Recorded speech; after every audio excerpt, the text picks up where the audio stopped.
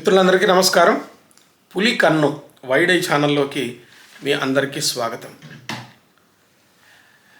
రేవంత్ రెడ్డి గారి భాష ఏమాత్రం తగ్గటం లేదు.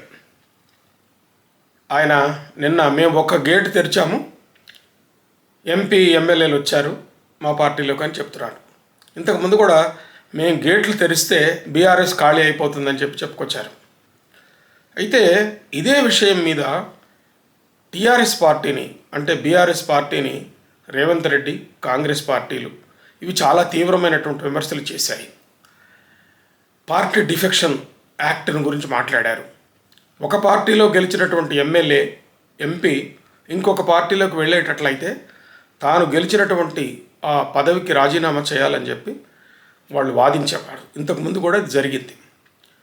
కానీ ఈ విమర్శలు చేసినటువంటి కాంగ్రెస్ పార్టీ, రేవంత్ రెడ్డి గారు అంతకుముందు ఆయన తెలుగుదేశంలో ఉన్నారు. అప్పటికి తెలుగుదేశంలో ఉండి ఆ తర్వాత 2017 ఆ ప్రాంతంలో మళ్ళీ కాంగ్రెస్లోకి వచ్చారు. కాంగ్రెస్లోకి వచ్చి కొద్ది కాలంలోనే ఆయన పార్టీని విజయ తీరాలకు నడిపించడం, ముఖ్యమంత్రి కావడం జరిగింది.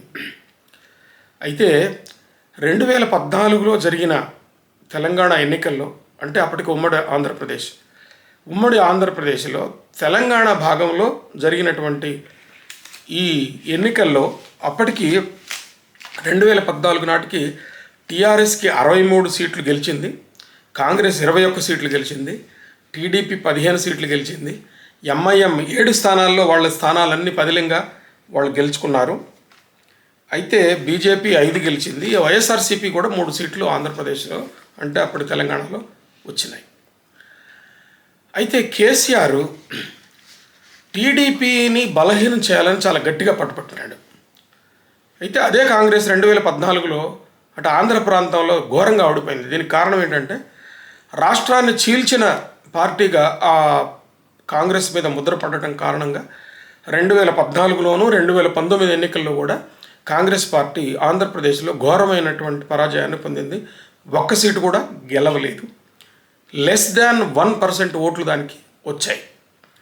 ఇప్పుడు అక్కడ కాంగ్రెస్ పార్టీలో కొత్త గాలి అక్కడ మనకు కనిపిస్తుంది. సరే, ఈ సందర్భంలో దాని గురించి మాట్లాడటం కన్నా కూడా పార్టీలు మార్చి యువతలకి రావడానికి అప్పుడు 63 సీట్లలో టీఆర్ఎస్ గెలిచిందంటే 2014 నాటికి ఇప్పటికే తెలంగాణ కొత్తగా రాష్ట్రం ఏర్పడటం, కొత్తగా రాష్ట్రాన్ని సాధించిన పార్టీగా టీఆర్ఎస్ నిలబడటం, దానికి అనుకూలంగానే అది విజయాన్ని సాధించింది. కానీ అప్పటికి టీఆర్ఎస్ అంత పెద్ద ఉద్యమం చేసి ఎన్నికల్లో నిలబడి రాష్ట్రాన్ని సాధించినప్పుడు కూడా చాలా ఎక్కువ సీట్లలో గెలుస్తారని చెప్పి అనుకున్నారు. ఎందుకంటే రాష్ట్ర సాధన కోసమే ఉద్యమం ఏర్పడింది. దాన్ని సాధించిన పార్టీగా టీఆర్ఎస్ నిలబడిన కారణంగా చాలా ఎక్కువ మెజారిటీ వస్తుందని భావించారు. కానీ అప్పటికి కూడా అప్పటిదాకా టీడీపీని ఆంధ్ర పార్టీ అని చెప్పి వీళ్ళు చేస్తూ విమర్శలు వచ్చినా కూడా 15 సీట్లు టీడీపీకి వచ్చినాయి, 21 సీట్లు కాంగ్రెస్కి వచ్చినాయి. అయితే కాంగ్రెస్ అప్పుడు చేసినటువంటి వాదన కూడా ఏంటంటే కాంగ్రెస్ పార్టీ సోనియా గాంధీ తెలంగాణను ఇచ్చిందని చెప్పి వాళ్ళు చేశారు. కానీ తెలంగాణను ఇచ్చిన దానికన్నా కూడా సాధించిన పార్టీగా టీఆర్ఎస్ ఎక్కువగా సీట్లు సంపాదించుకుంది.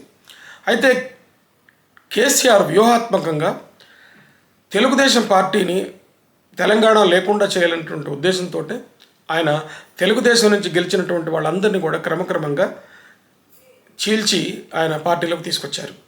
ఈ ఈ ఈ కోవలోనే, ఈ స్ట్రీమ్లోనే కాంగ్రెస్ నాయకులు కూడా చాలామంది టీఆర్ఎస్లోకి వచ్చారు.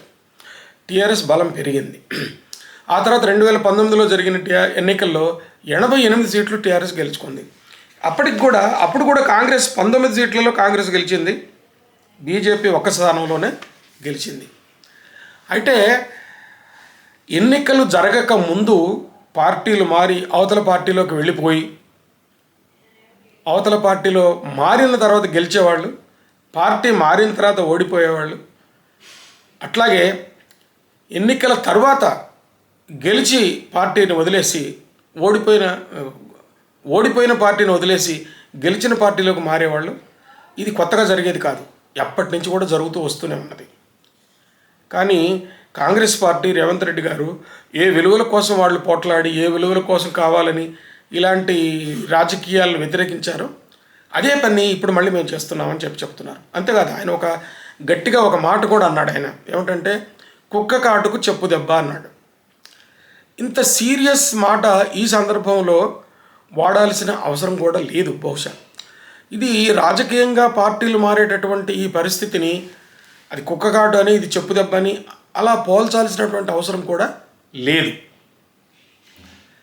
ఇది ఇప్పట్లో రాజకీయాల విలువలు పార్టీకి కట్టుబడి ఉండటం, పార్టీ సిద్ధాంతాలకు కట్టుబడి ఉండటం, సిద్ధాంతాల కోసం పనిచేయటం అనేటటువంటి వాతావరణం మనం వెతికి పట్టుకుంటే తప్ప దొరకటం లేదు.